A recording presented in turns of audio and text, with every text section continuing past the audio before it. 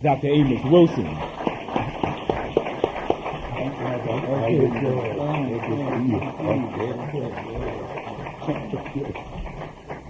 Thank you very much for your patience and your kind applause. I have to apologize to you for the MTA. I was caught up in a power outage there on the D train, and they held us up for quite some time before, for whatever reason, the police turned the power back on. So that threw my timing off, and I'm happy you're still here. I did try to call, but apparently the telephone was unheard to let you know that I was on my way. It's a pleasure indeed to be back again here with you, to share some time with you today, to talk about our subject matter, awakening the natural genius of black children, which I hope a number of you have read, and apparently a number of you have, because the book has been moving rather briskly, and we appreciate that. We recognize that it's somewhat the companion book of a much older book, The Developmental Psychology of the Black Child. We will soon follow these two books, perhaps probably late summer, with Educating African Children for the 21st Century. Awakening the Natural Genius of Black Children essentially deals with the preschool development of black children. Educating Black Children for the 21st Century will, of course, go from preschool up to college entry. So we're asking you to look forward to that. We've actually, Brother Sababu and I, my partner, have actually written the book. It's just a matter now of editing it. The one that's probably that's going to really come out shortly, maybe in about 6 weeks, will be called Falsification and Mislabeling of Black Consciousness and Behavior.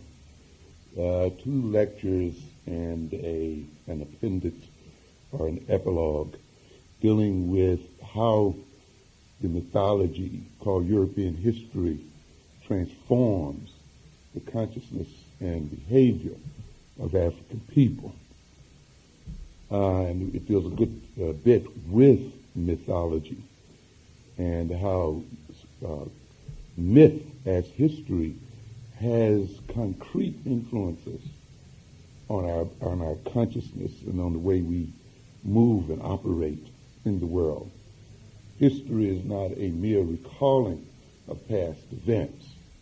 Ultimately, history is used to justify a social and political system, to legitimate a social order, to try to establish in the minds often of many people, particular subject people, that a particular existent social order is natural. It seeks to present history of the rulers in such a way that their domination appears to be justified. And therefore, if the dominated internalize that history, they then will operate in ways so as to maintain their oppression. So it seeks then, this book seeks in its first lecture to give us a deeper insight into the role of Eurocentric history in the transformation of our consciousness and behavior as a people. It also deals with our own social amnesia, deals with our forgetting our history and the tremendous transformation that forgetting has on our behavior too as people. Forgetting our history is not a forgetting of our heroes and forgetting only of our accomplishment as a people. But ultimately, the forgetting of our history is equal to the loss of very important coping mechanisms, very important kinds of knowledges and skills that we could use today to aid the struggle for our liberation and to actively transform this world. So forgetting our history is like a child forgetting how he or she learned to walk or to talk, you see. History in the human mind is always present. There's no such thing as past in the human mind. The past always operates right at the moment. It is a part of our perception of reality and our attempts to deal with reality. And therefore, when we have lost what we see as our past, we also lose capacity to deal with our current reality and our future reality. History then is not only the past, but it is also the future. In between the publication of the falsification and mislabeling of African consciousness and behavior will be a series of lectures that I've talked about a number of times dealing with power. And I'm at the finish line now, working on the last lecture, which deals with economic empowerment. In that series, we will be discussing in detail what power is, how power is attained, and how it is applied. It is very, very important that we recognize as a people that we have to strive to conquer power and to use it. We must lose our fear of talking about power and striving to attain it. We must lose this feeling that many of us have that to strive for power is somewhat sinful and immoral. To live is to exercise power. To be without power is to be dead. To be powerless is ultimately to make oneself vulnerable to death and destruction. Powerless people are destroyed and wiped from the face of this earth, and powerless people are dominated and exploited.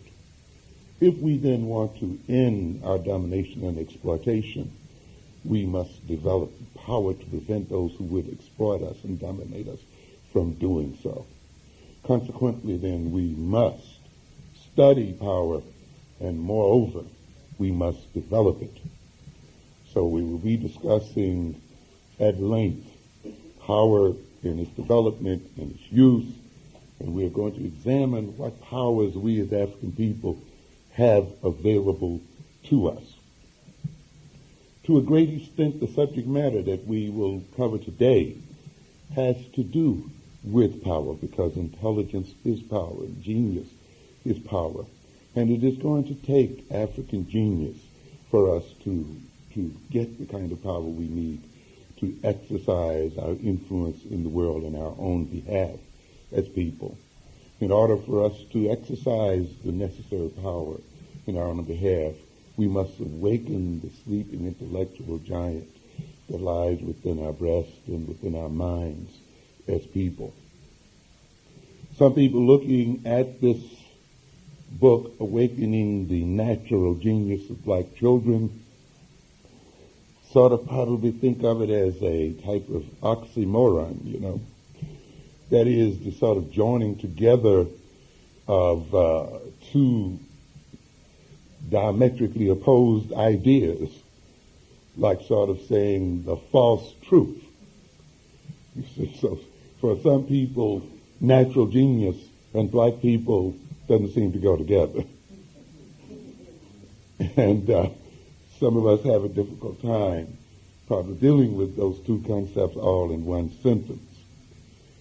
If we are somewhat uncomfortable with that, it probably points out that we have been indoctrinated to a great degree by our oppression, by our domination by Europeans. It implies, too, that we have come to believe in some myths about ourselves and about other people in this world. We must recognize that all social systems, including this one, is founded on mythologies. And mythologies are not just the falsifications of reality. Mythologies refer not just to a misperception of what is true and what is accurate. The mythology provides a guidance for behavior, provides an explanation for the world, provides understanding for the world and how it came to be as it is. To a great extent, mythology serves to motivate peoples and individuals toward particular goals and values. So the importance of mythology is not so much that mythologies may be true or untrue, but in what way do they transform the psychology and behavior and the sociology of a people. I've indicated under other circumstances that our failure to understand mythology has led to our failure to understand the work of the Honorable Elijah Muhammad, where many of us wanted to get into an intellectual argument with the Honorable Elijah Muhammad as to whether whites were devils or not. And many of us wanted to split hairs over good white folk and bad white folk. And many of us wanted to argue as to whether the mythology of Yaqub really represented reality. It was not the point. The point of the mythologies of the Honorable Elijah Muhammad was, in believing those mythologies, how would they motivate African American people to do for self, to gain independence, to gain power, and to gain their liberation?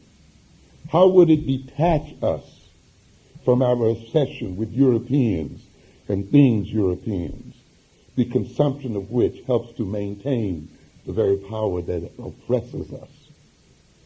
Certainly whites must have known that there were some good blacks and bad blacks. They must have known that all of us were not alike. But the mythology of putting us all in the same class and category served to concentrate their power and served to organize their social system and served to motivate them to develop power and to motivate them to stand against the further development of African people. The mythology then was able to concentrate their mind and their resources so as to advance their interests as a people. We have to come to understand then the nature of mythologies. Man is a mythical animal because man at no point yet has come to understand the universe in its totality, has come to understand why and how we've come to be here and for what reason we're here. And yet it is a deep yearning among us to know these things. And mythology often gives us a sense of satisfaction in that we have some idea as to what these things and to why they exist. This society then is built on mythical foundations. And myth turns history into nature. What do we mean by that?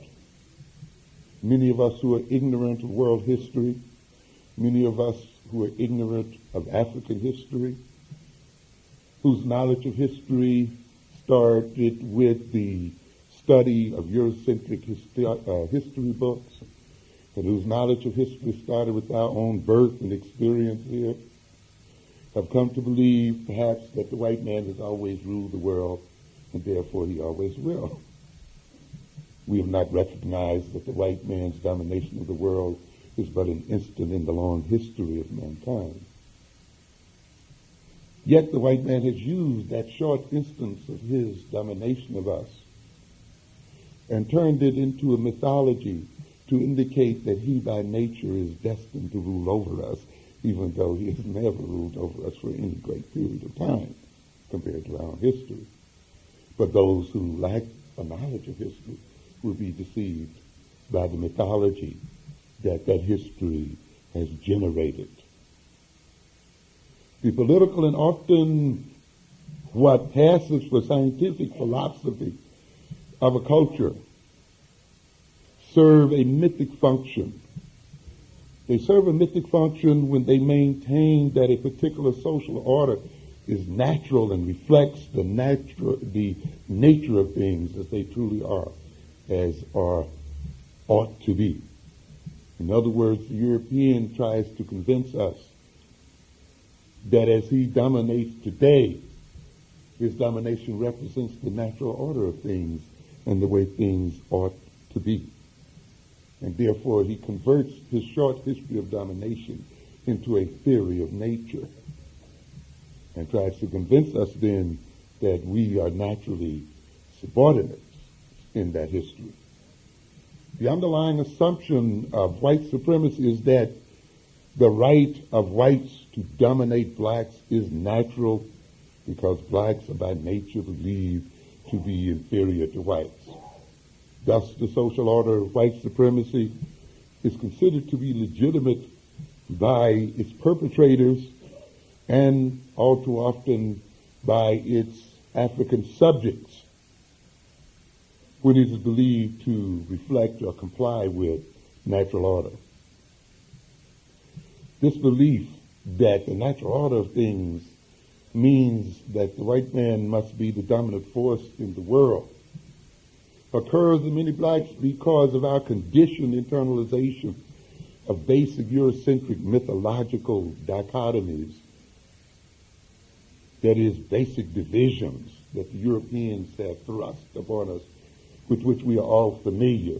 I've talked about those here before under the title of complementarities, that the European seeks to develop the collective and individual personalities of African people to complement their own, so that our personalities would be mirror images of theirs. So we have these so-called mythological dichotomies that equate white with good and black with evil and with clean and dirt, of course. We're familiar with those. White with rational and black with non-rational. White with authority and black with obedience. White with culture and black with nature. And white ultimately with superiority and black with inferiority. Every discipline and every means of communication has been used by Europeans to project these mythological dichotomies, these mythological oppositions.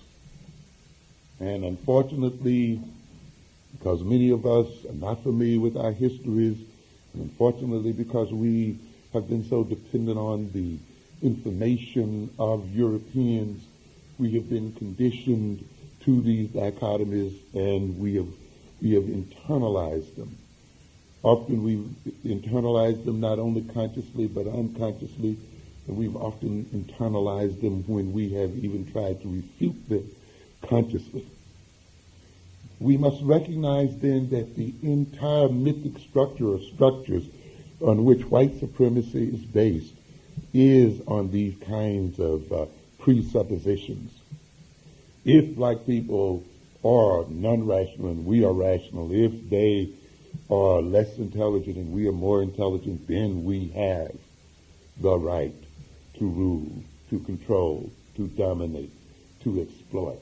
And you see then the whole social order of white supremacy built on these presuppositions.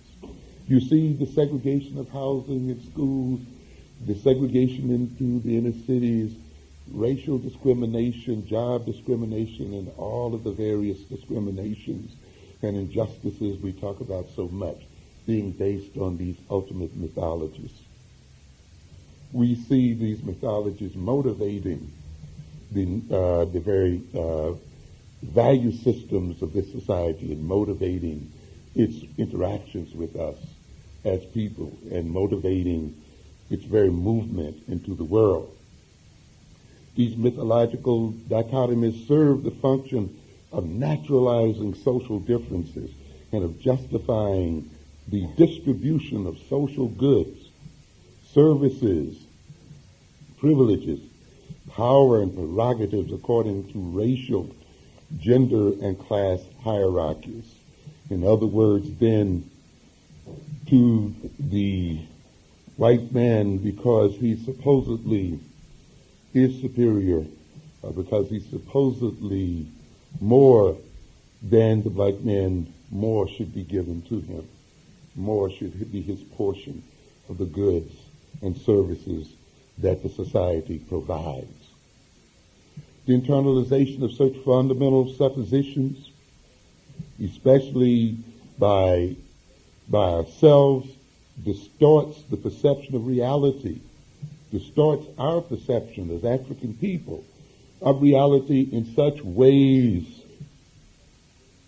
that we act to support inadvertently the ruling white supremacist regime.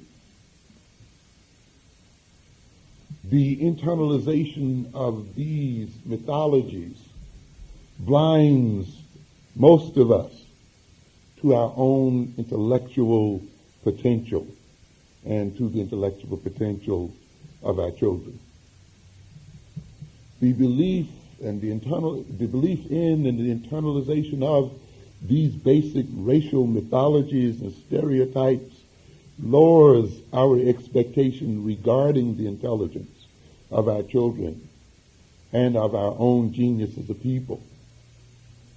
And this lowering of our expectations in regard to ourselves as people stifles the development and enactment of cultural traditions and educational, stimulative, and training programs for awakening and maintaining our genius as a people. In other words, the belief in these dichotomies blinds us to our own reality and blinds us to our own possibilities as people. The belief in these mythologies have justified the disinvestment by this social system in the education of our children. Not only has it disinvested the education of our children and the health and welfare of our children and well-being of our children, it has blunted the demands and the drive by us as black adults to see to it that our children receive a first-rate education and receive the best that the world has to offer. It's difficult if we cannot believe in ourselves and in the genius of our children for us to get up and demand that they be given their rightful due in this society, for us to get up out of our beds or to go to the schools and demand that our children get the kind of educations they deserve. The belief in these mythologies saps us of our energies to capture the economic systems in our communities so that we can build appropriate institutions for our children so their genius can be awakened and maintained. When we do not believe in our own genius and the genius of our children, we are overwhelmed by apathy and a feeling of laziness. It prevents us then from moving forward and demanding and getting what is our due. So these stereotypes and these dichotomies that I've mentioned are not just mere slanders of our character as a people, but they become incarnated in our bodies such that they weight us down and make us feel heavy and lethargic so that we feel energyless and we cannot gain the will to fight the good fight, to achieve what our children should gain and what should have for their own advancement and the advancement of us as a people. These dichotomies have led to an absence of development, of the development of a learning theory and pedagogical theory and educational theory appropriate to the maximization of our children's intellectual potential. In other words, when we believe these mythologies that have been foisted on us by this oppressive system, when we have internalized these mythologies, we become blind to study and knowing ourselves and knowing the psychology of our children and knowing the psychohistory of ourselves and how that psychohistory is represented in what we call the learning problems of our children and the behavioral problems we hear so much about of our children in today's schools.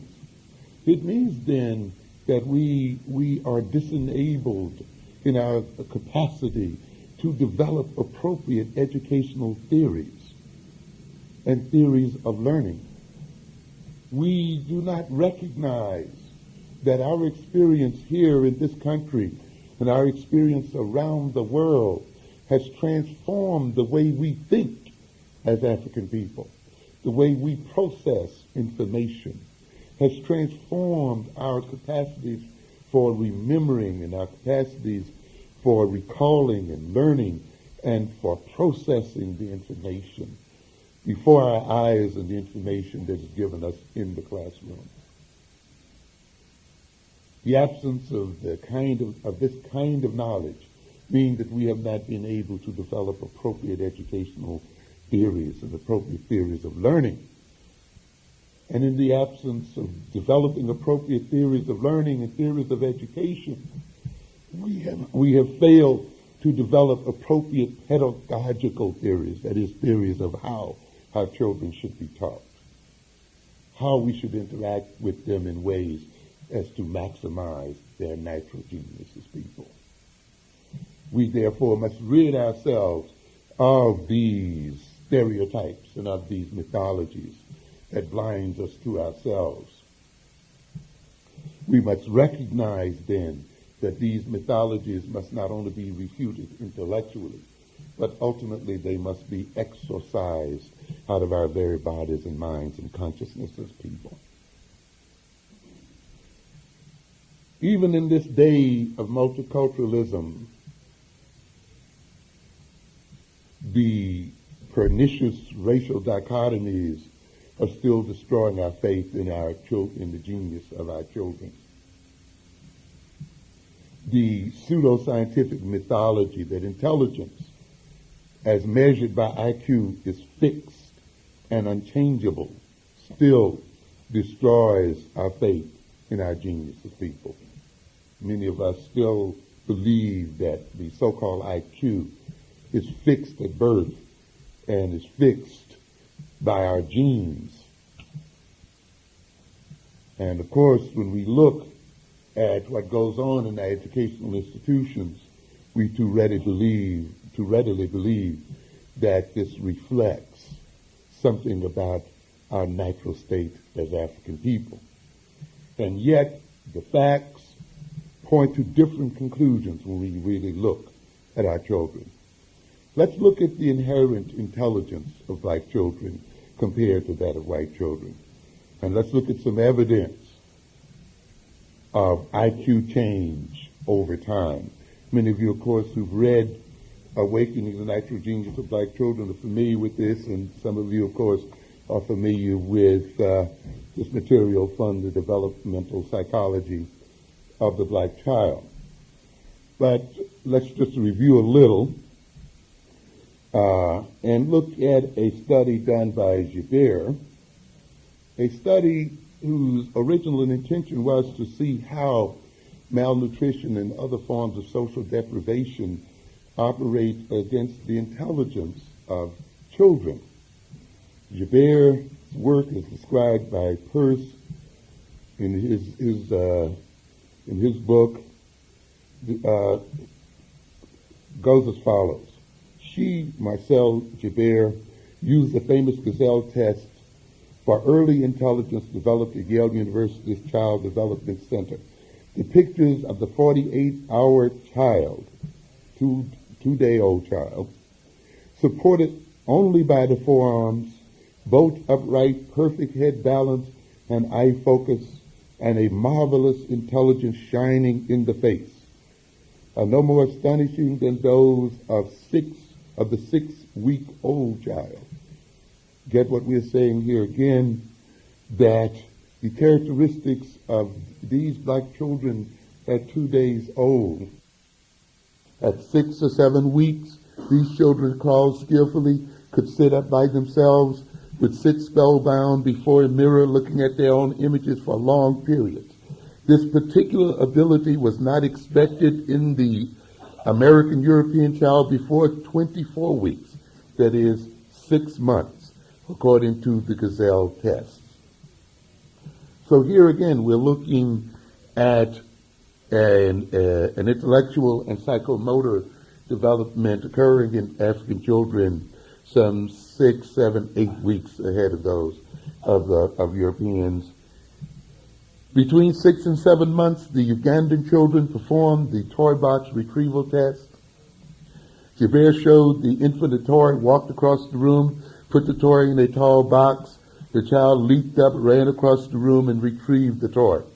Besides the sensory motor skills of walking and retrieval, the test shows that object constancy has taken place, the first great shift of logical processing in the brain, at which point an object out of sight is no longer out of mind, the characteristic of infancy and early childhood.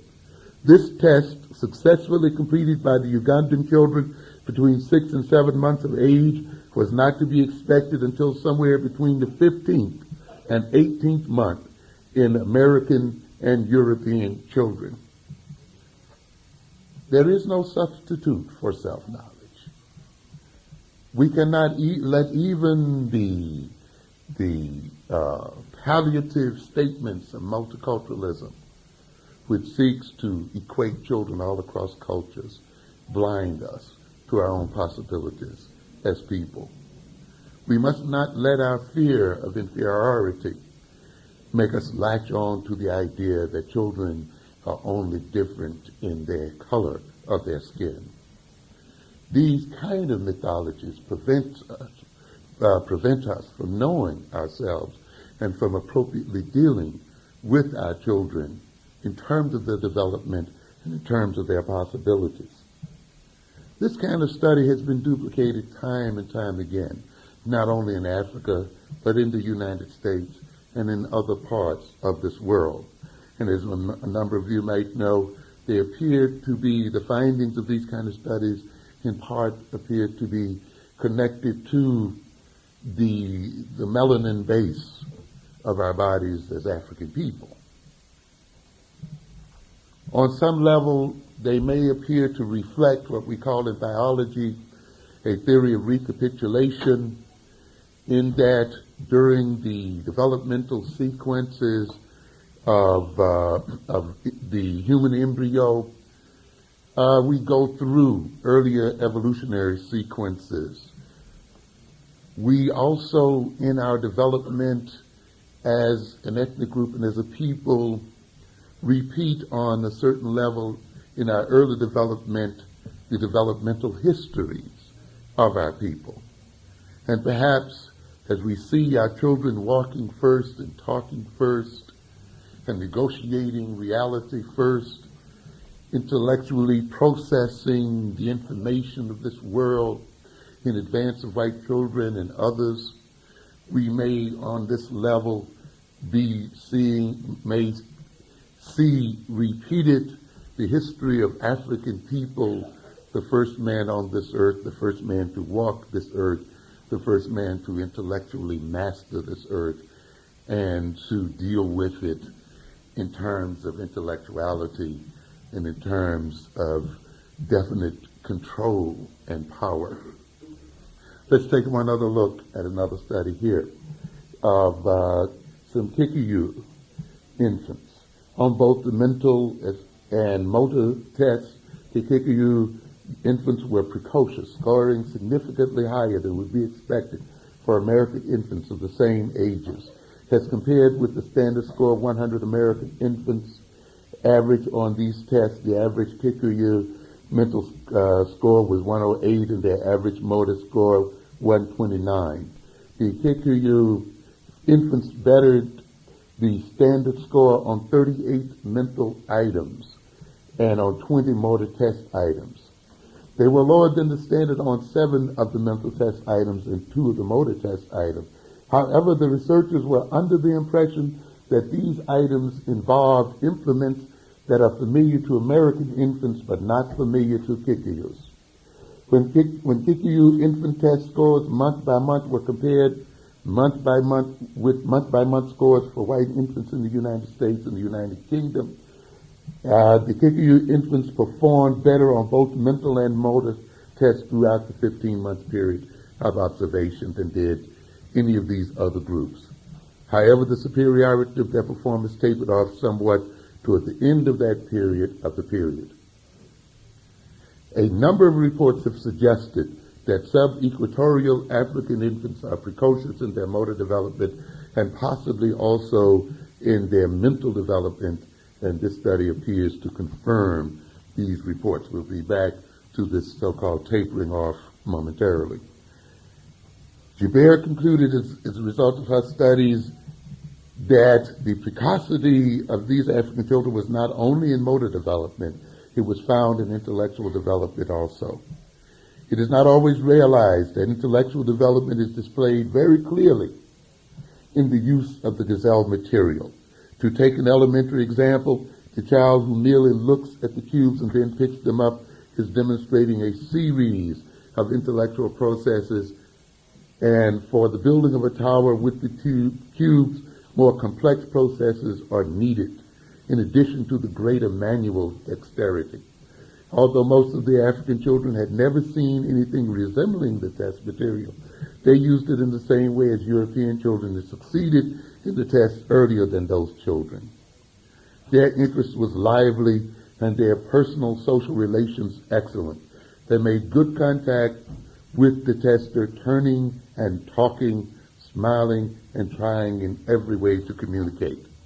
So we could go on and on with these kind of studies, and these studies are abundant in the literature. There are some who, perhaps in the back of their minds, perhaps may think that, well, early beginnings may imply later slowing downs. Remember, though, we are talking about human beings here, and there is evidence that these early symbols of intellectual and psychological advancement are connected to later developments and advancements as well. We'll just give you a quick sampling of a type of testing that indicates this is the case. Reading from the New York Times of April 4, 1989, titled Infant IQ Test Found to Predict Scores in School. Subtitled, Doctors are already identifying babies who are at academic risk. To the surprise of many psychologists, tests on infants as young as 6 months of age are predicting their scores on intelligence tests years later when they start to school.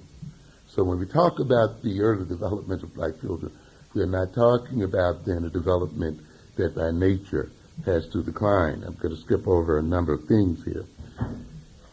In a newly completed study, Dr. Fagan and his colleagues reported that they can now test infants in the first year of life and pick out those who are likely to be above average in intelligence at age 3. So when we talk about these black children again and the precocity they demonstrate during their first years, we know that these are connected to their later years as well.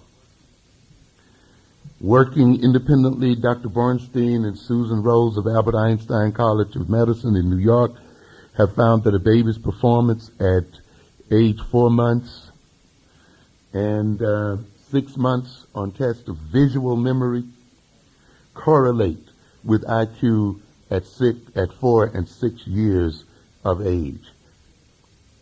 They use tests they developed themselves, but that are similar to those developed by Dr. Fagan.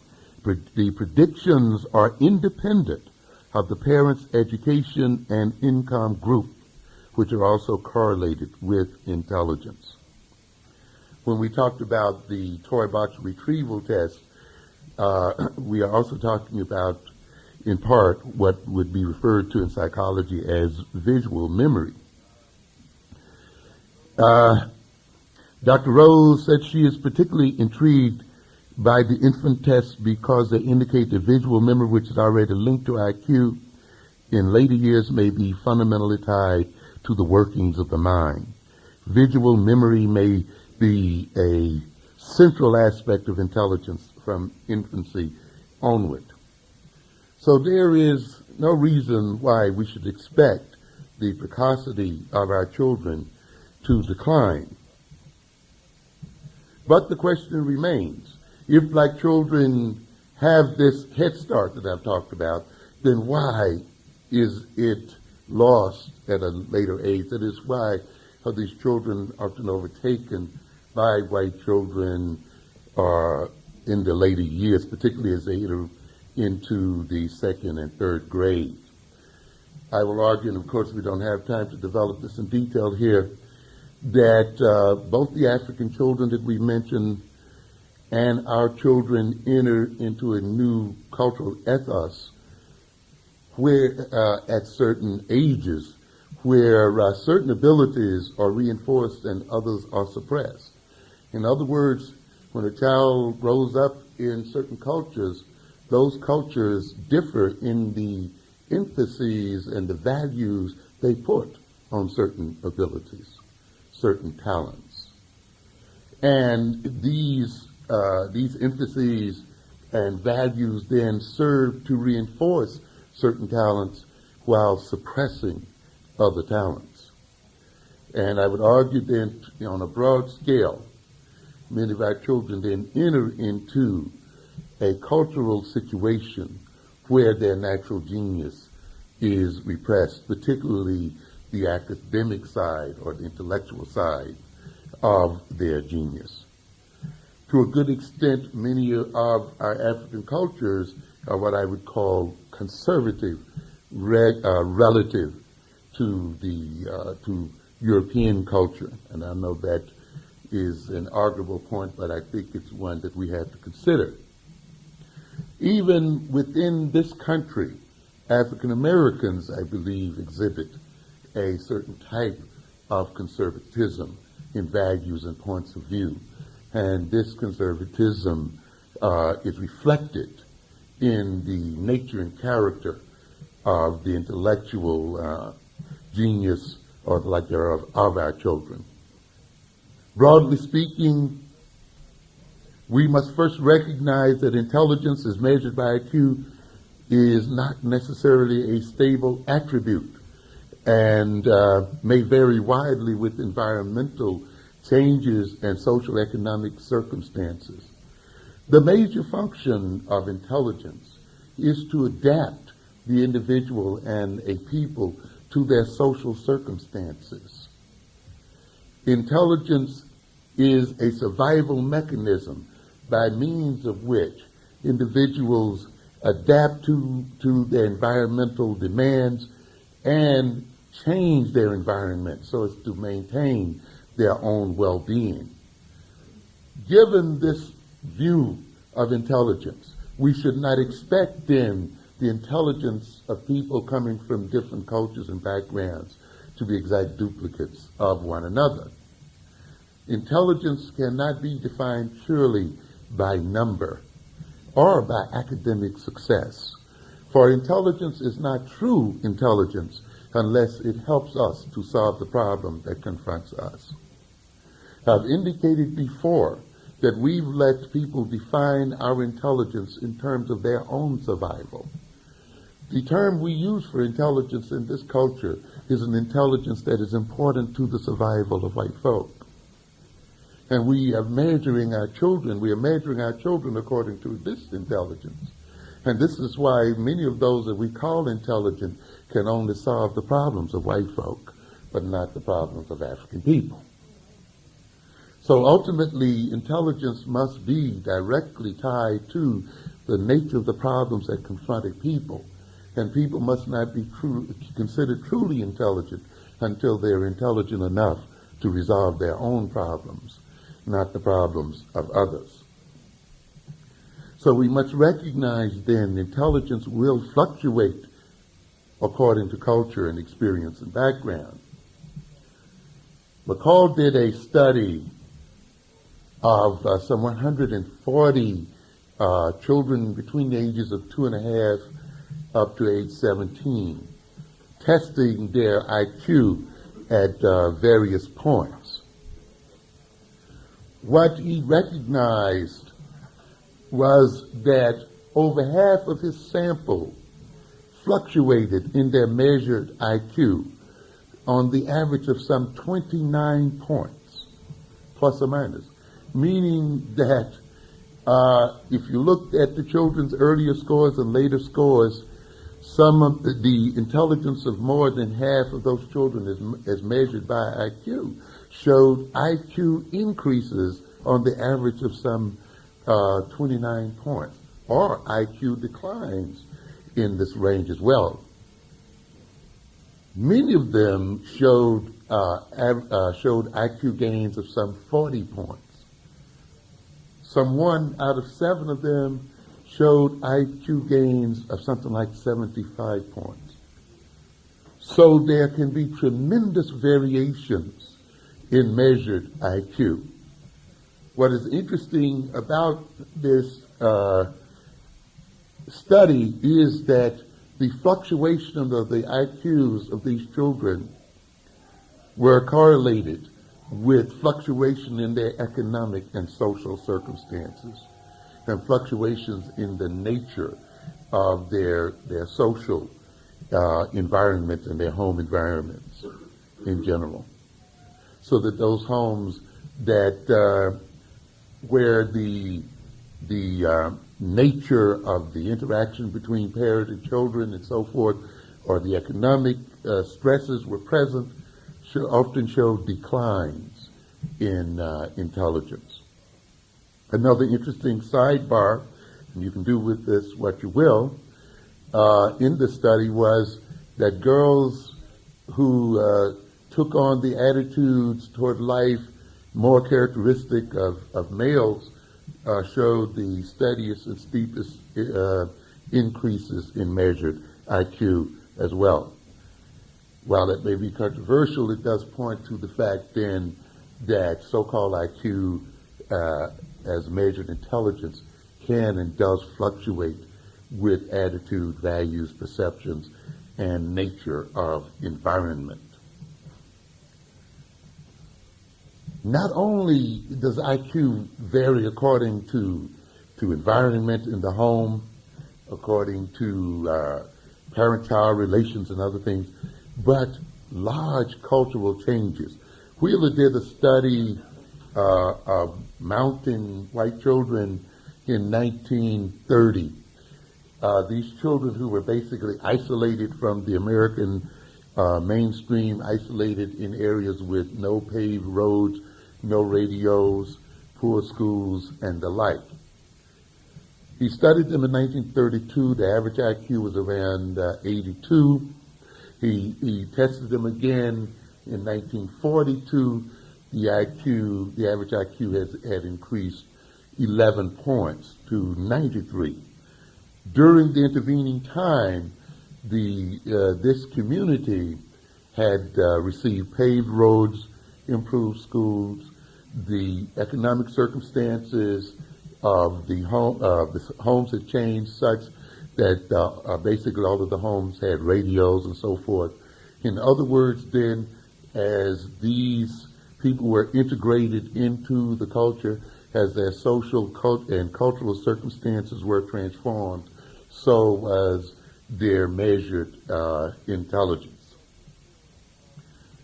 So therefore, while we may say the quality of the home environment and the nature of parent-child relations and the nature of linguistic communications in the home influence intellectual development, while we may demonstrate that various kinds of parent training can elevate the intelligence of children, while we even can quote the fact that the IQs of groups across the so-called Western world have increased remarkably over the last 25 years. That is, the average IQ then of various populations have changed and increased over the past 25 years, indicating again then that so-called measured IQ is not necessarily a stable thing, indicating too then that social change and cultural change brings about changes in intelligence. One of the most remarkable changes, of course, has occurred in the so-called measured IQ of the Japanese, who at one point before World War II had an average IQ below that of whites, who after World War II not only equaled that of whites, but since then has surpassed that of whites to the point where their average score is 12 or more points higher than that of whites, and a much larger percentage of their population would be placed in the categories of bright or highly intelligent than that of whites as well. So we see here a movement of the IQ, the average IQ of the Japanese population, from a position below that of Europeans to that which surpasses Europeans. Another important bit of information as well is that the IQ of African Americans has also, the average IQ of us as a group has also increased over time, indicating then that we also as a people are being transformed in some way by changes in this culture. Hopefully changes, the better changes. However, while we may look at parent-child interactions and early childhood educational programs and the like as possible stimulators for the genius of our children, I think more important than just looking on what we might call the microscopic level of the nature of parent-child interactions, the nature of programs which can stimulate the intellectual growth of our children, just look at early intervention programs, the Head Start type programs that can certainly improve the intellectual functioning of our children. We should look at the overall nature of our culture, the overall nature of our intentionality as people, the overall nature of how we perceive ourselves as African people. What are our goals and intentions in this world as African people? How do we perceive our purpose here on earth? What realities are we striving to bring about in our future as a people? It is on this cultural level that I think we have the most profound influence on awakening the genius of our children and of ourselves as people. Because when we posit and project certain cultural goals and certain ends, when we look at certain problems that we commit ourselves to solve, we then interact with ourselves and with our children in ways to stimulate and organize their intelligence so that these ends may be achieved and so that these problems may be solved. A people who have no problems, a people who have no challenging future, a people who do not plan to master their universe and who do not plan to be in control of their destiny, is a people who cannot stimulate the optimum development of the intelligence of their children and of themselves. The intelligence and genius of children does not develop spontaneously. It develops within a cultural and political context. The intelligence of children is responsive to the tasks a people set for themselves. And if our task does not involve our total liberation and freedom as a people, if our tasks do not involve the striving for self-sufficiency as a people, if our tasks do not involve the ultimate overthrow of European power and the destruction of white supremacy and the destruction of any ethnic group that dares see itself as supreme to African people, then we will be not able to develop the optimal capacities of our children, which I have demonstrated are very, very ample and a second to none. The acceleration and our retardation of overt intelligence, then, is related to the goals the culture sets for itself and the mythologies a culture uses to organize its relationship to the world. The mythologies of the Honorable Elijah Muhammad were mythologies that organized the intelligence of the Nation of Islam. It organized the behavioral capacity of those in the nation. It changed their values and changed their tastes. It permitted them, unlike people outside of that nation, to provide for the education of their children. It permitted them to have their children taught by people they knew and taught the things that they should learn, unlike others who remained out of that nation and who developed or who internalized stereotypical mythologies. The mythologies of the Nation of Islam permitted then those who internalized them and internalized it to change their appetites in such a way that by demonizing those things European, they were thrown back on themselves to produce for themselves.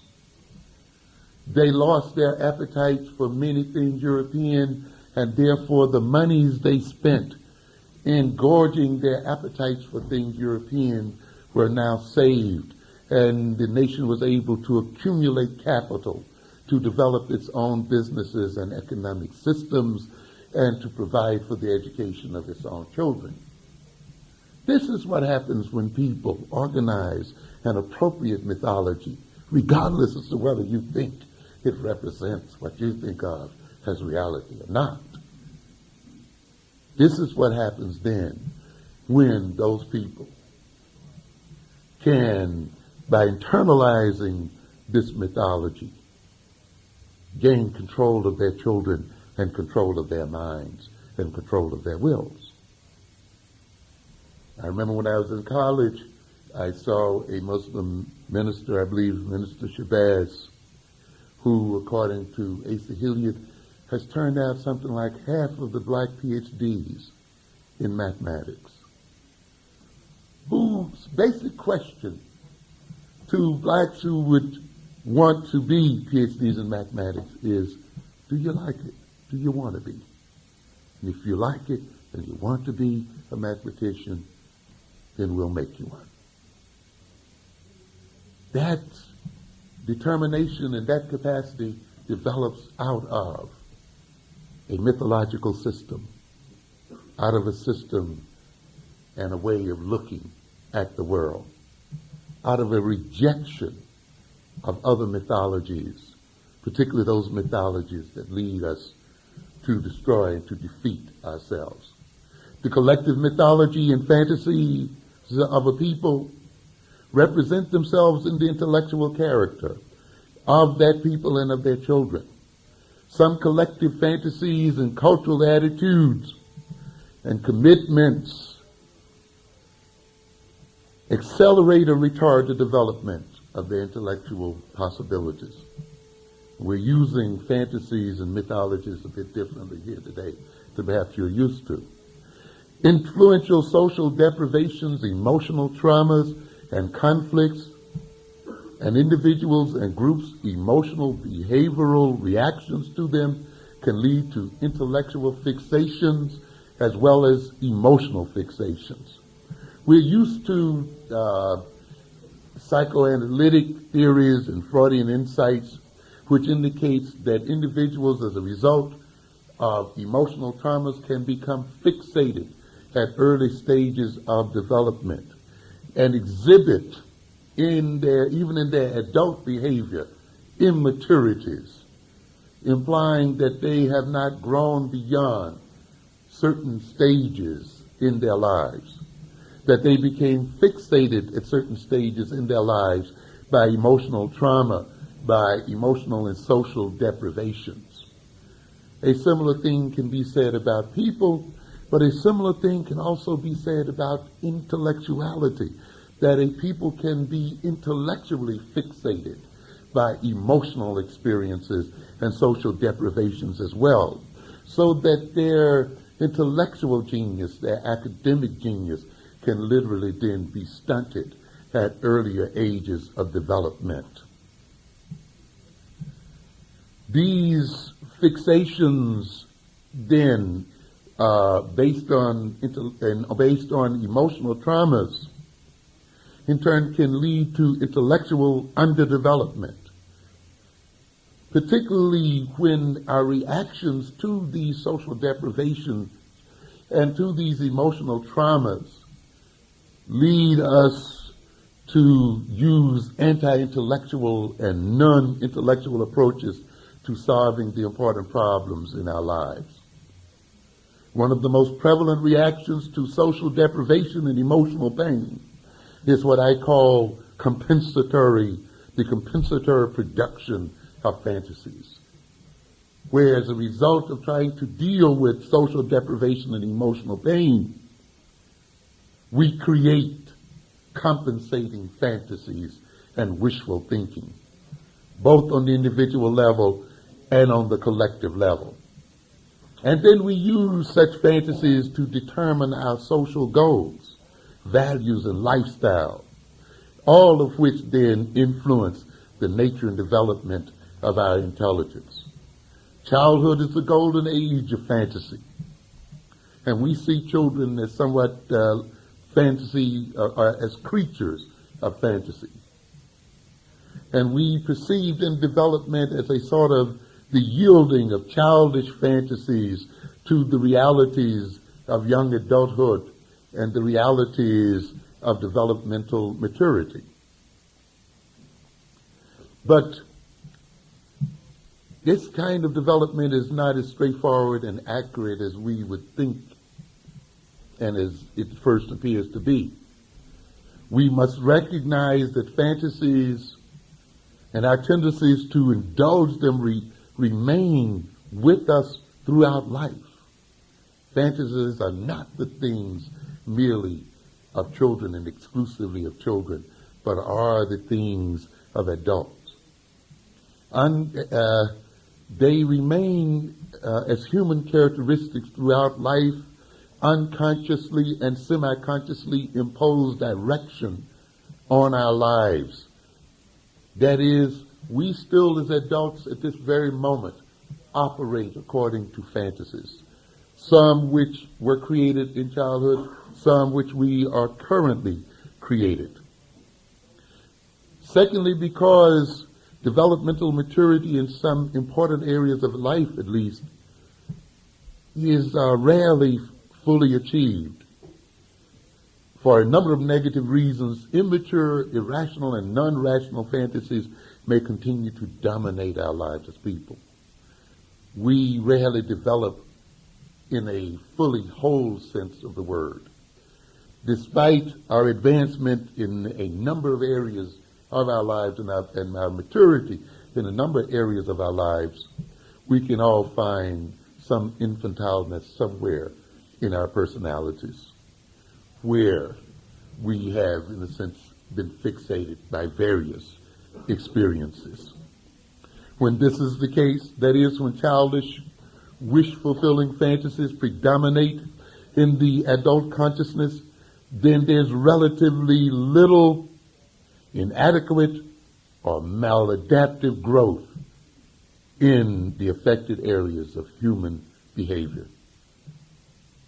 That is, then, in those areas where we suffer a great deal, we will also find retarded growth in our human potentials in those areas, a stunting of our human potential and an impoverishment of our personalities and of our possibilities. Although there are a number of fantasies and a number of ways fantasies serve positively and negatively in our lives, my primary concern here is with what I would call compensatory fantasies.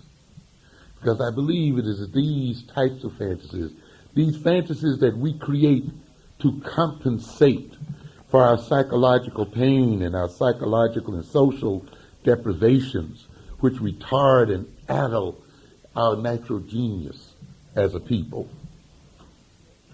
In psychology, fantasy is listed as one of the so-called ego defense mechanisms, the mental and behavioral means by which we use to defend ourselves against threat, against stress, and the means by which we seek to alleviate our anxiety and our fears.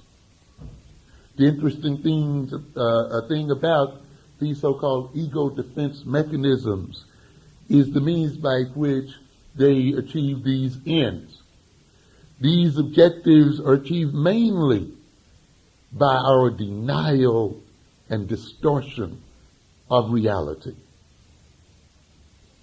by our deceiving ourselves, lying to ourselves about some aspect of reality. We gain then relief from our psychological pain and our social suffering and our deprivation. We protect our fragile ego and our fragile self-esteem. Unfortunately, too often we protect it, though, through self-deception, through denying the real, and through not coming to terms with reality and seeking to solve the problems that the reality confronts us with. This can happen so often until we become addicted to self-deception and addicted to the distortion and denial of reality, which further then encumbers our capacity to deal with reality to the point that we are often then victimized by it, if not outright destroyed by the forces it represents. We utilize ego defense mechanisms because they conveniently and often effectively soften our failures, reduce conflicting thoughts, feelings, and emotions, alleviate anxiety, repair emotional injuries, and help us to maintain our feelings of competence and worth. However, we pay a dear price for these convenient psychological pain relievers, tranquilizers, and morale boosters, when the reality denial and distortion and the self-deception they operationally require prevent us from realistically coping with our problems, impairs our ability to resolve very important problems, and leads to self-defeating and self-destructive behavior. As defined by Coleman in this book, The Psychology and Effective Behavior, fantasy not only is used to screen out unpleasant aspects of reality, but we also tend to use fantasy to picture things as we would like them to be. Fantasy is stimulated by frustrated desires and grows out of mental images associated with need gratification. In fantasy, the person achieves his goals and meets his needs in his imagination, though not in reality. Coleman describes an essential aspect of what I call compensatory fantasy, that kind of fantasy that is built around magical, imaginative thinking and make-believe behavior designed to disguise or counterbalance our perceived weaknesses and and our undesirable traits by emphasizing or developing substitute thoughts and behavioral tendencies and characteristics which make up for those so-called weaknesses and make up for those characteristics that we see as undesirable. In other words, often then fantasies are substitutes for actions, but fantasies not only are those things lived in the mind and lived in the imagination, fantasies acted out in the behavior of people as well. Compensatory fantasy then is not only thought out in imagination and daydreamed, but is also acted out through everyday ongoing behavior. And whether thought out or acted out, imagined or interacted, the important thing to know about compensatory fantasy is that it results from wounds, from injuries to our egos, from constraints, from pain, from feelings of inadequacy and inferiority. And these injuries, confinements, and feelings may occur early in life, and their resultant compensatory fantasies achieve the status of prolonged or lifelong directive forces, overwhelming obsessions, delusions, and articles of faith. What am I indicating here?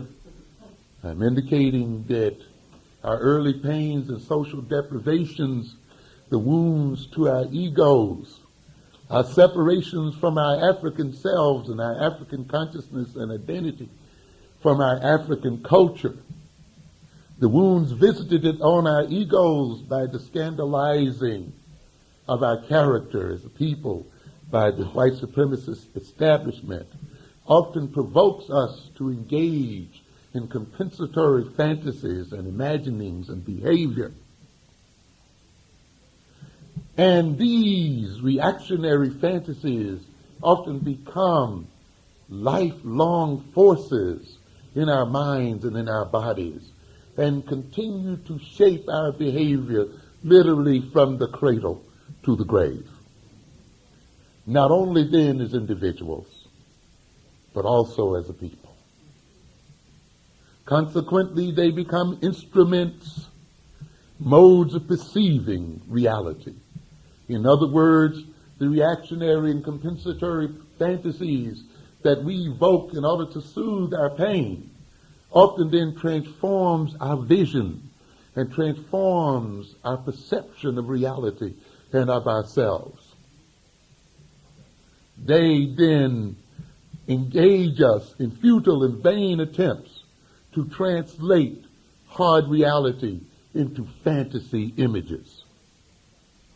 And as pathological reactions to pathological experiences, the enactment of these reactionary fantasies, their acting out become psychological sickness or psychopathology, or more benignly, psychological, social, mental underdevelopment.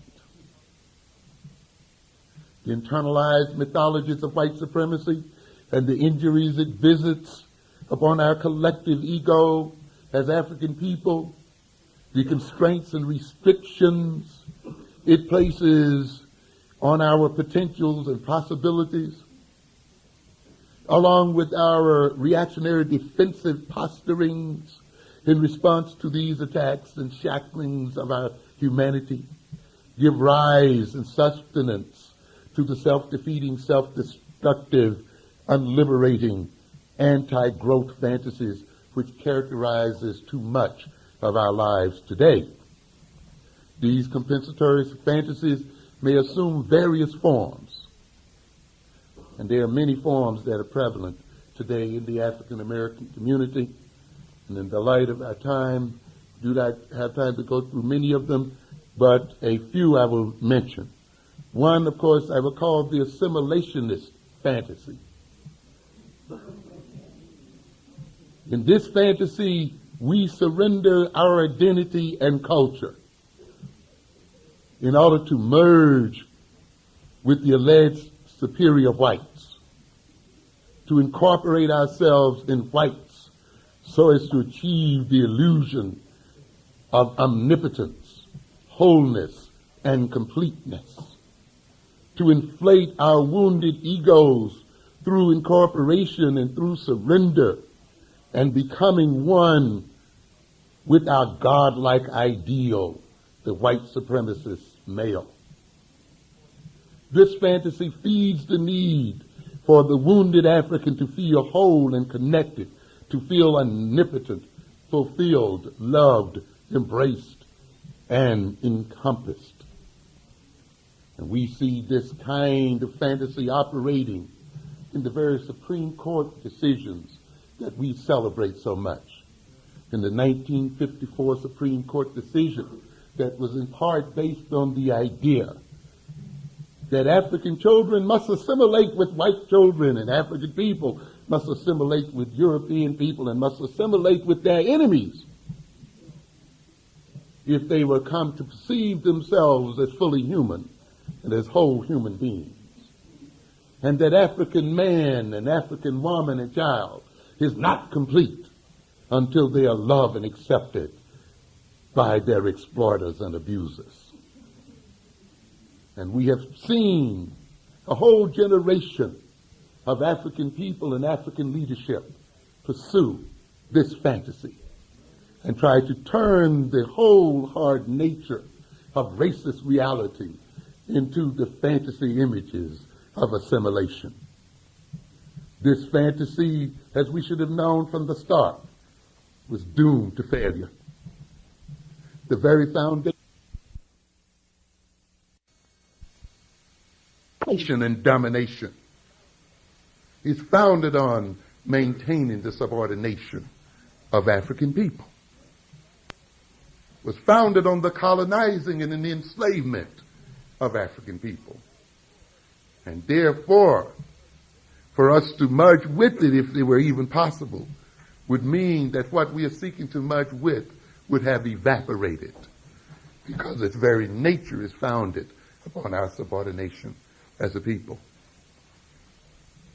And in order for the whites to maintain their system that we admire so much, they have to maintain their domination of us as a folk, making then our fantasy-like assimilation with them an impossibility.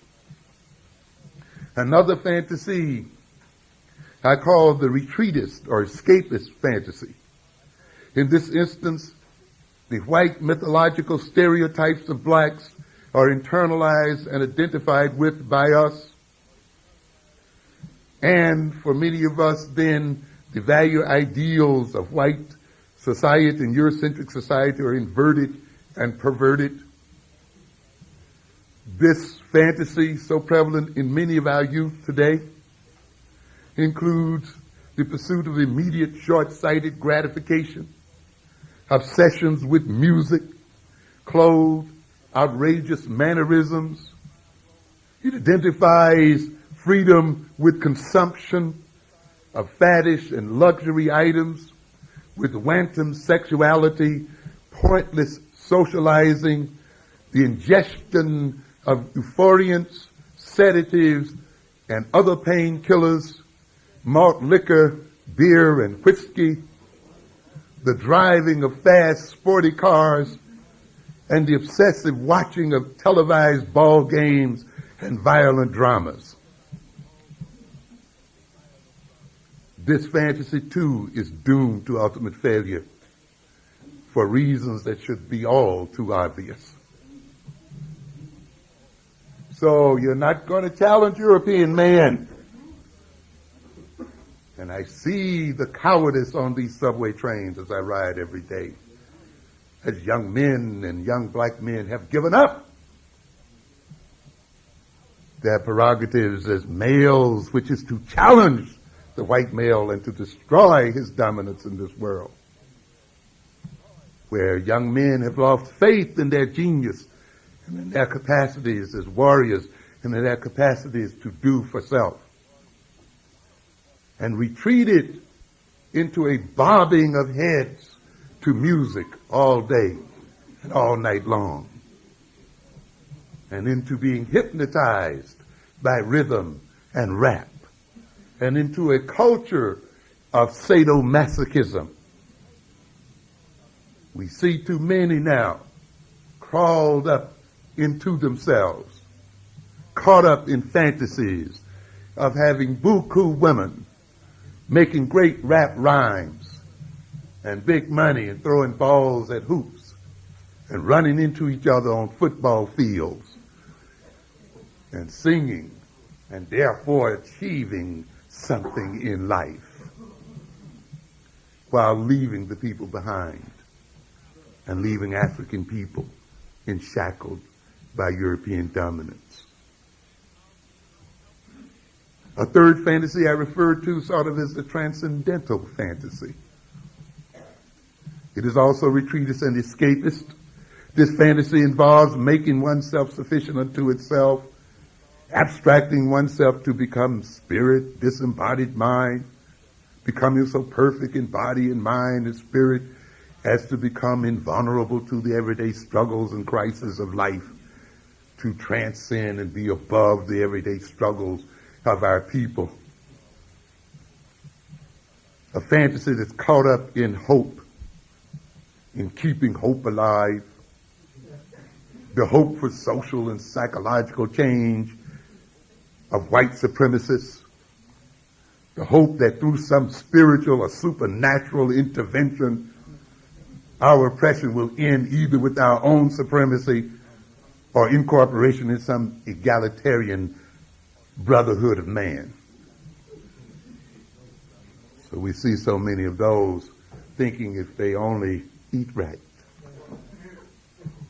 pray right, meditate right, and all these other things, the great millennium will occur. The old great millennium is going to occur because you're knocking your head on the floor, because you are mumbling some mantra, or you are calling out on Jesus Christ and all the rest of these jokers you call gods. Change occurs through the very concrete activity of man with man and man against man. And you cannot escape as long as you are imprisoned and encapsulated in something called the human body, the problems of this world and the pains it brings to people who live in it.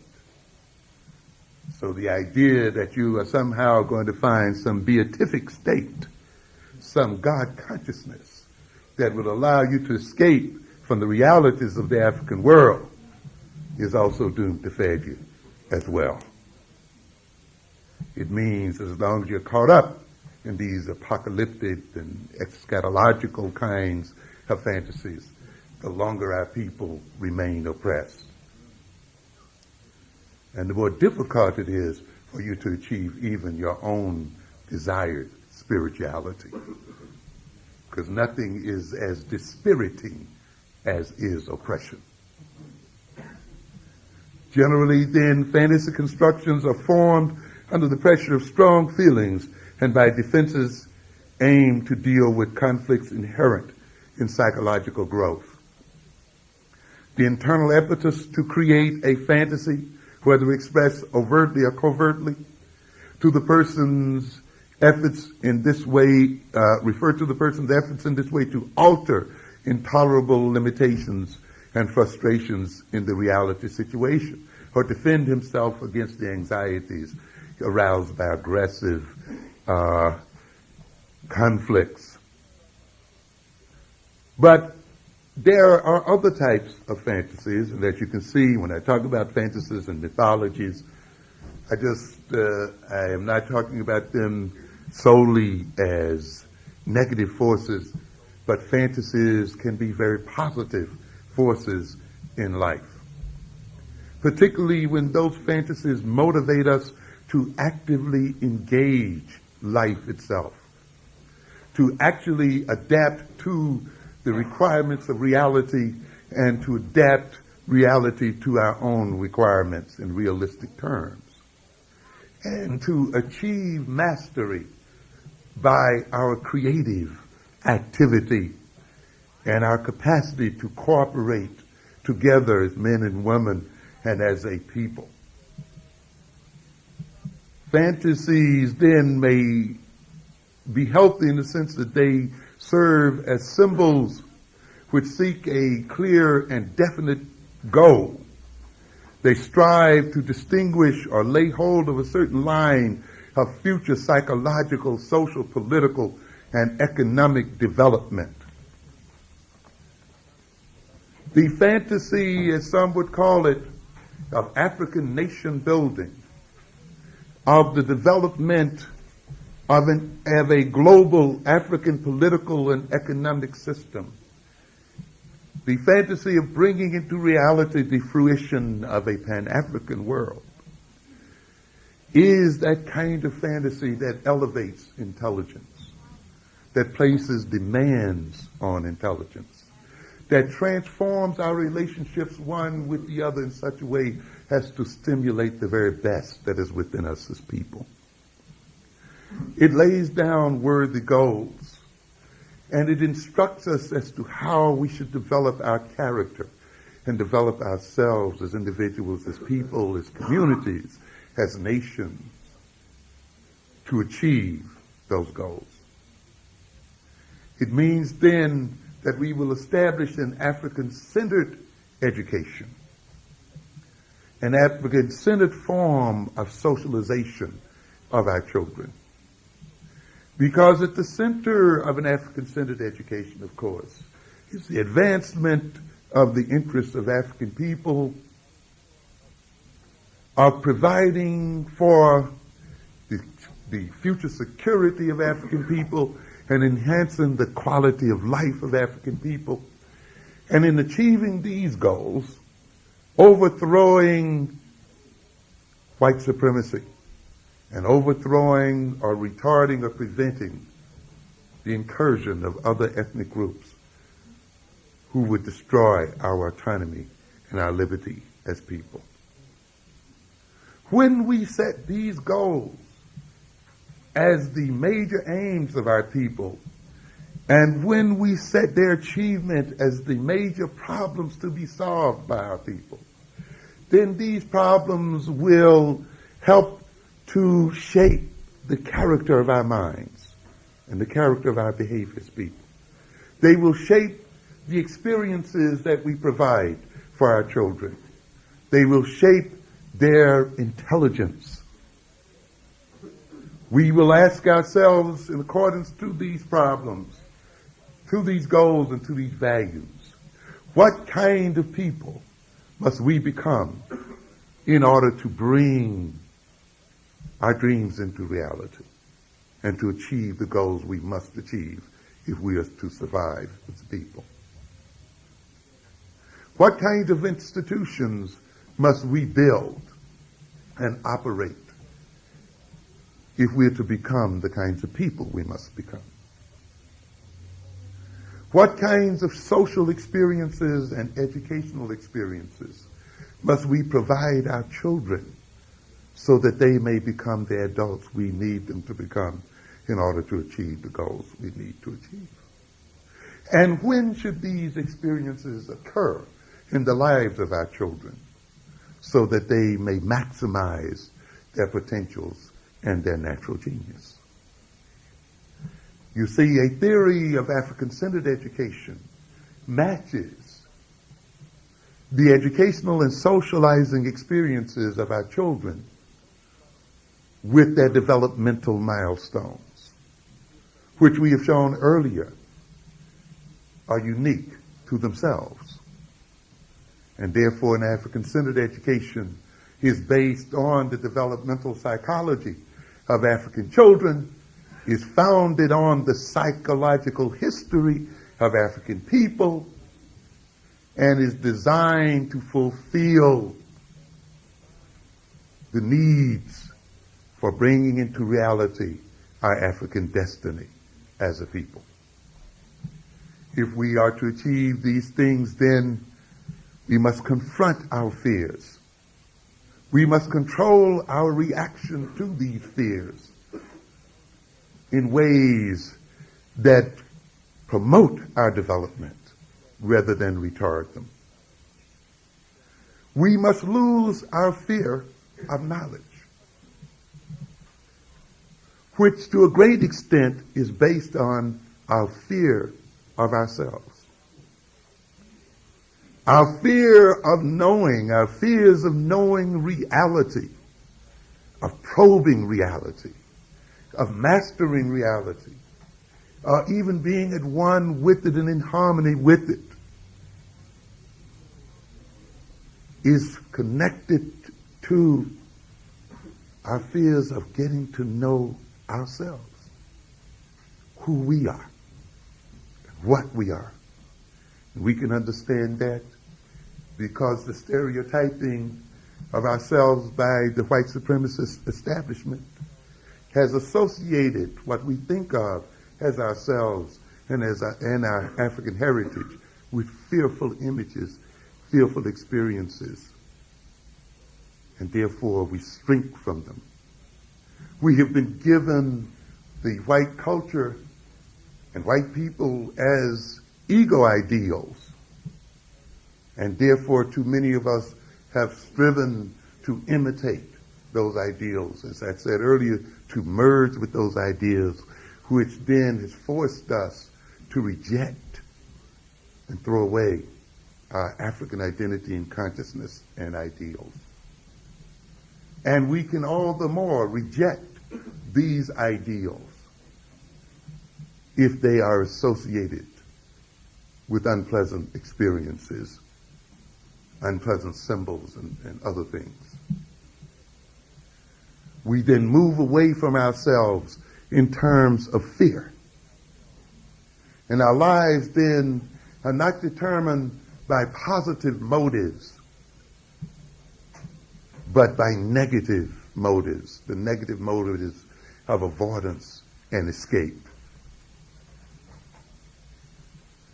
We must then come forthrightly to confront our own selves, our own emotion, impulses, memories, capacities, potentialities, and our destiny as a people.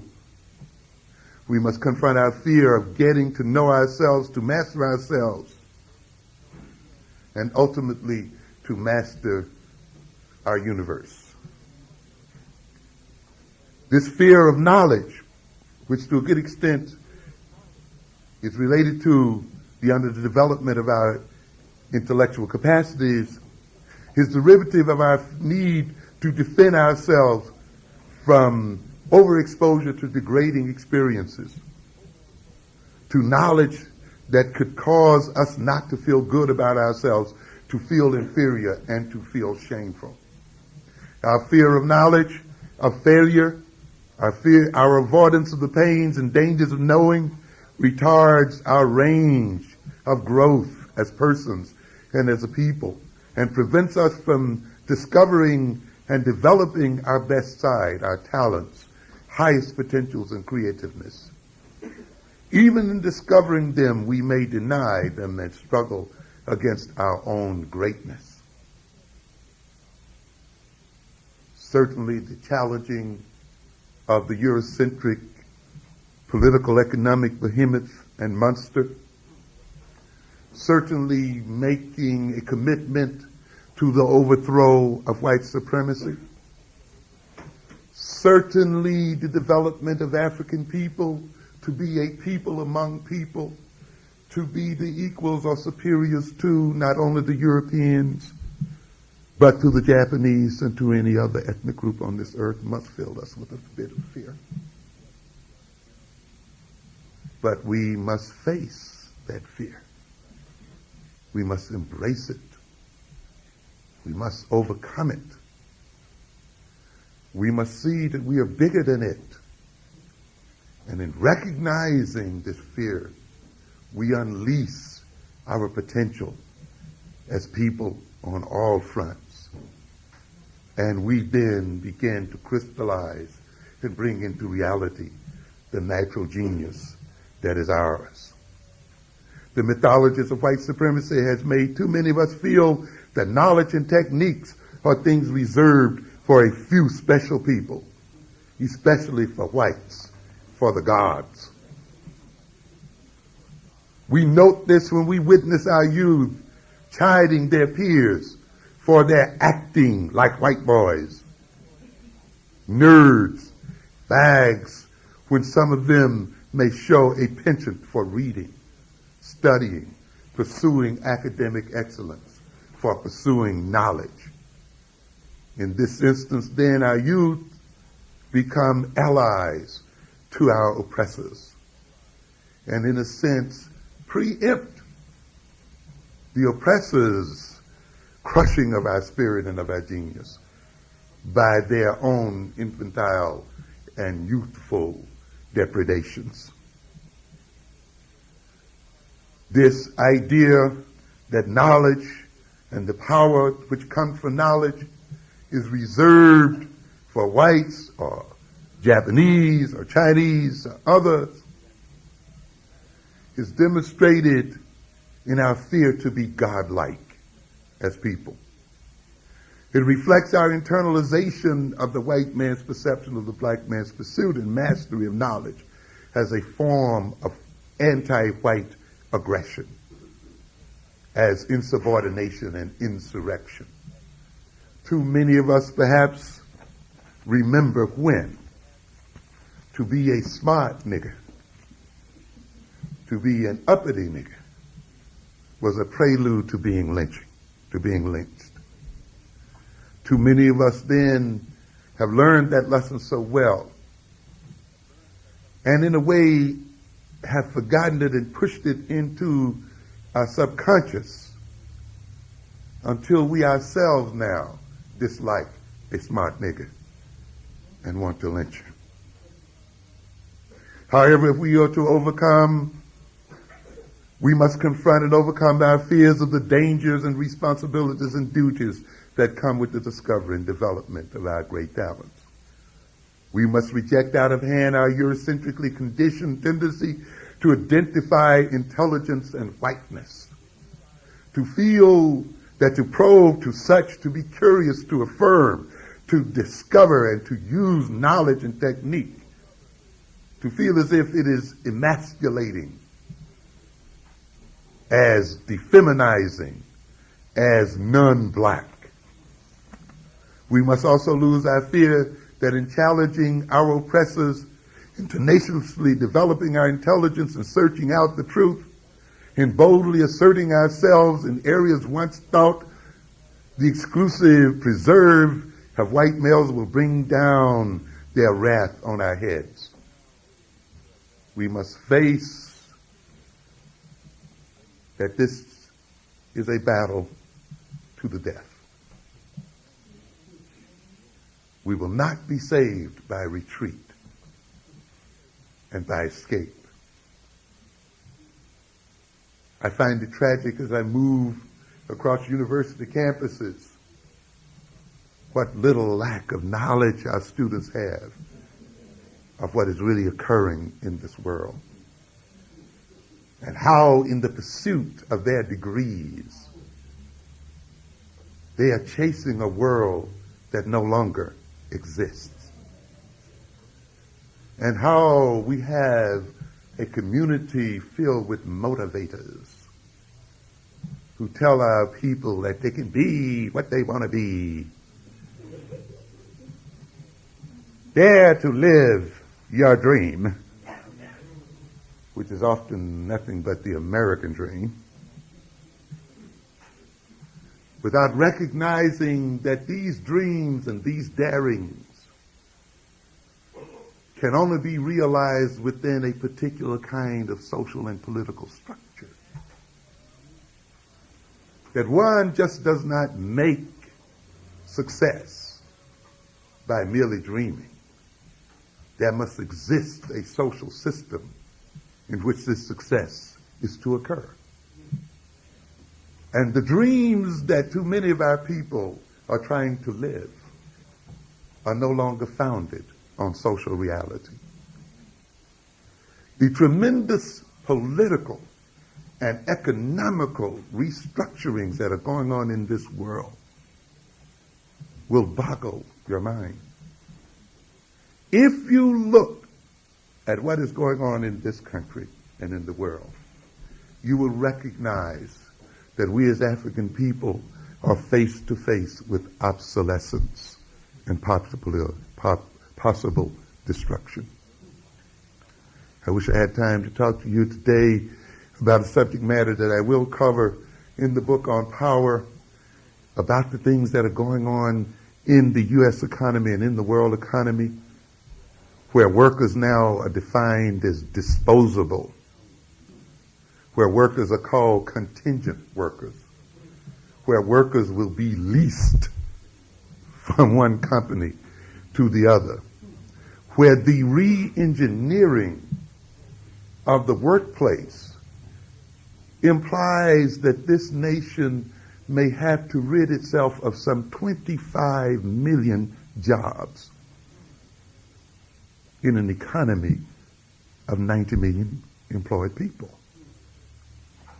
You must recognize, ladies and gentlemen, that the ultimate goal of capitalism is not employment, but unemployment.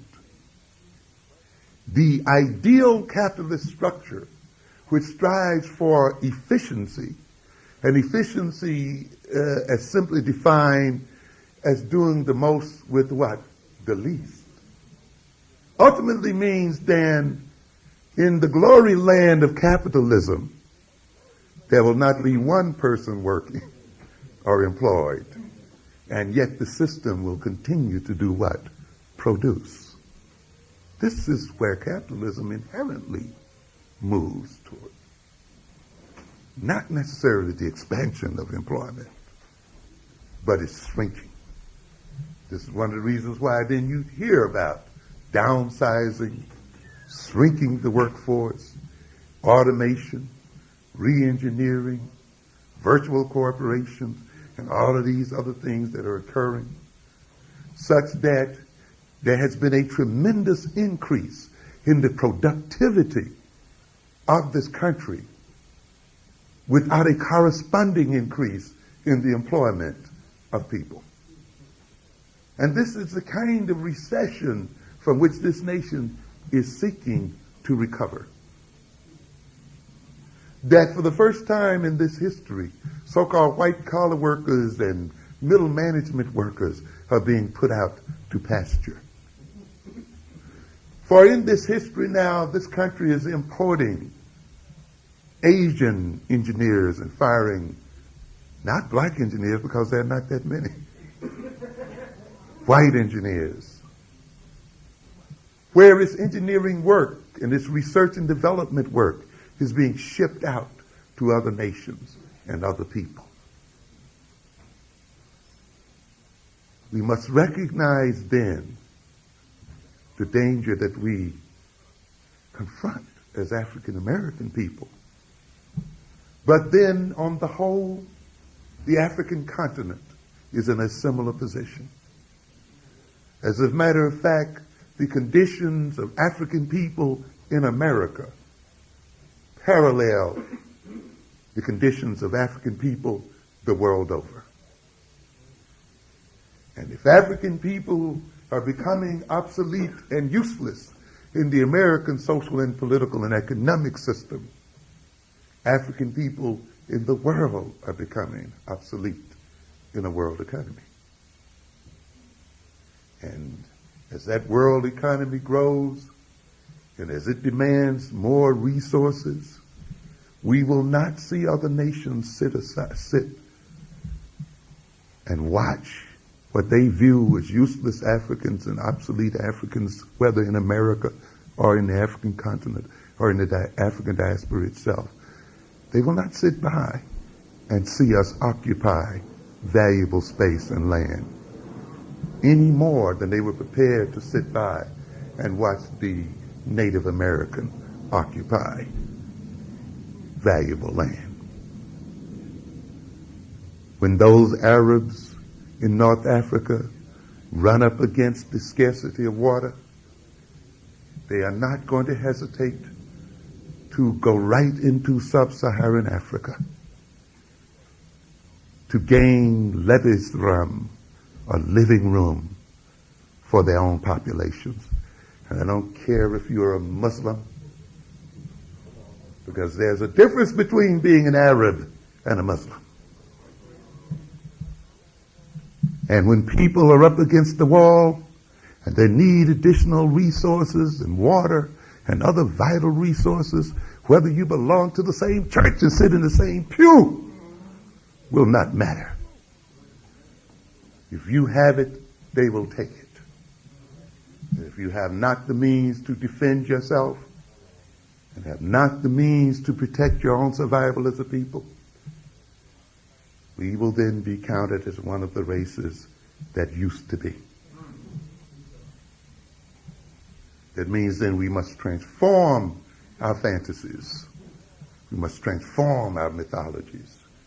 And in doing so, transform our genius. We must rid ourselves of the pseudo-stupidity that is often used by exploited and downtrodden and weak minorities as forms of self-defense and self-preservation. We cannot any longer hide behind dumbness as a means of protecting ourselves from the blows of white supremacy. In protecting his prerogatives and his supremacy, the white man has made too many of us perceive knowledge as dangerous and as incompatible with being a good, nice, well-adjusted black subordinate. Besides gaining the power knowledge brings and the liberation from ignorance and oppression it makes possible, to pursuit of knowledge and understanding provide their own reward, the reward of sheer delight and primordial satisfaction. They make us all the wiser, richer, stronger, more evolved, enlightened, and more mature, and moves us toward the actualization of our human potential as an African people. Thank you very much for your attention. Thank you.